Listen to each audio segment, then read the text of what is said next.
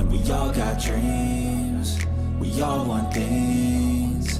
But what you gonna do for it? How you gonna move for it? What you gonna be? Hi everyone, my name is Anne-Marie and I'm from the Queen's Budget here on YouTube. I am an all cash budgeter, so I have binders that help me to cash stuff and save money where it's important in my life.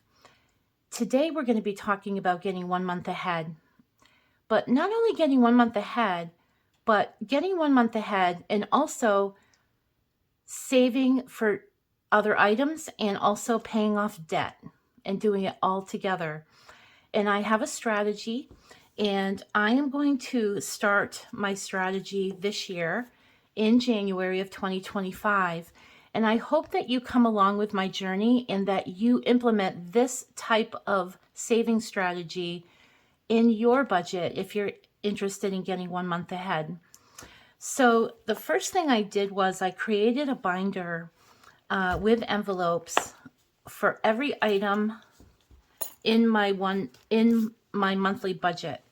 So here I have subscriptions, fitness, household items, pet food, coffee, electric, internet, phone, beauty, gas for the car, landscaping, groceries, credit card payment, mortgage payment, dining out, entertainment, date nights, online shopping,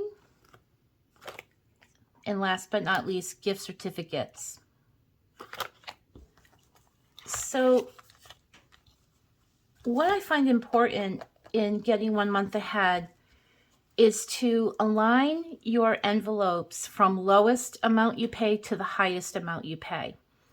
I think when you start to get 1 month ahead, putting the smallest amount in the envelope is like a real win for you, instead of, putting $2,000 in your mortgage envelope and it takes you 6 months to do it.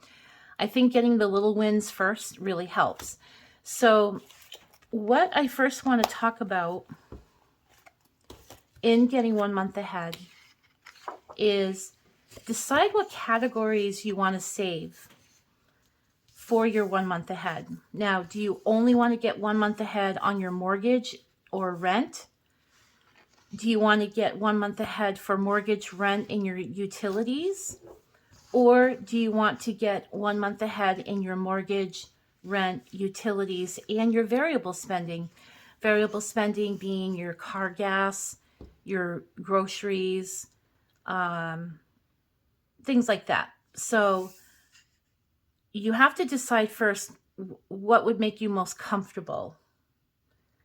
And number 2 is I want you to pick 2 other categories that you want to save for. So for example, you want to pay off debt, you want to add to your sinking funds, or build an emergency fund, save for holidays, perhaps self-care, travel because you have a vacation coming up, or you're looking to do a new side hustle or a part-time job and you need money for that. Just pick 2 other categories that are most important.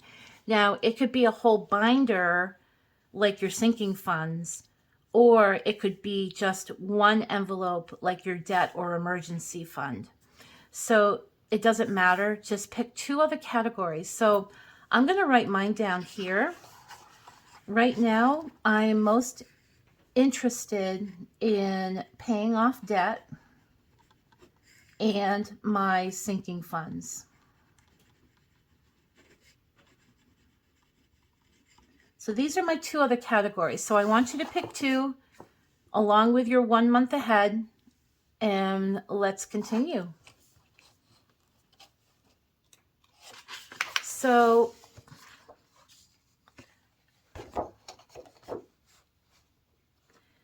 we want to decide which of our saving challenges will be used for our 1 month ahead categories.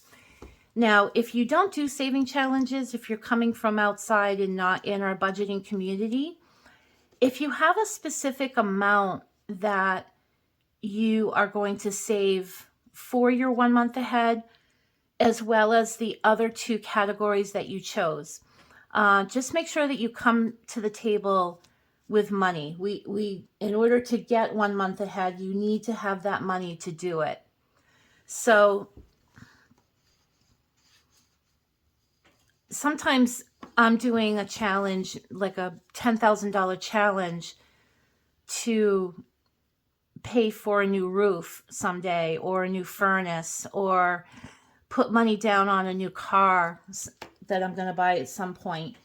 And those big challenges are not going to be part of my 1 month ahead. I'm going to do other challenges that I'm going to dedicate for this purpose. All right. And this is the way we're going to do it. So at the end of the month, you're going to divide your savings amounts to the following: 50%, 30%, and 20%. Now, 1 month ahead may be your most important category of the three that you pick. You know, you picked other two.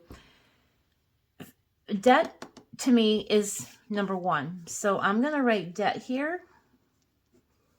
And then my next most important is my 1 month ahead. And then the last is my sinking funds. Okay. Now, every month, you may not have these categories in this specific order. You might find that at some point along your journey, you had all your sinking funds paid off, or your debt is paid off. Then you want to move your 1 month ahead up to expedite getting 1 month ahead with the 50%. So how this is going to work is, let's say, for example, I saved $500 in a month. Okay. So I'm going to bring my calculator over. So I'm going to I'm going to multiply it by 0.5, which is 250. So 50% of this equals 250. Then out of the 500, we're going to multiply it by 0.3.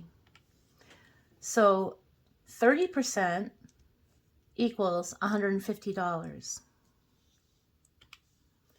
And then 20%, you're going to take the full 500 and multiply by 0.2, and then 100. So $250 is going to go towards my debt. $150 is going to go towards my 1 month ahead, and $100 is going to go towards my sinking funds. Let's say we have done a $1,000 challenge, and we were also able to save the $500 for the month. So now on this particular month, we have $1,500 saved. We're going to apply our same percentages: 50, 30, 20.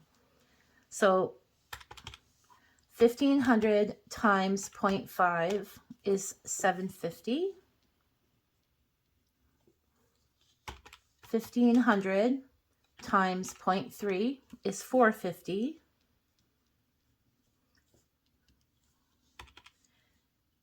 And 1,500 times 0.2 is 300. So this is how you're going to break that down to go into these categories. So at the end of the month, or maybe even my first video of the month, I'm going to allocate the money that I saved through my saving challenges that are dedicated for my 1 month ahead and my other two categories. I'm going to allocate the money into my saving challenge, into my 1 month ahead binder, and my other two binders that I have here, which is debt and sinking funds. So I hope this helps, and I hope it gives you an idea of how to tackle both getting 1 month ahead and getting debt paid off. But remember, just be patient, because we can't get 1 month ahead in a month. This is going to take some time. Your priorities may change, and this just won't happen all at once. It could take up to 6 months to get here. You also want to decide also, after you save your 1 month ahead, do you want to just save it as like a 3 to 6 month emergency fund? Or do you want to then apply the 1 month ahead to your system? So if that's the case, I can show you how to do that. So if you get paid twice a month, let's say your bills for everything come to $3,000, okay?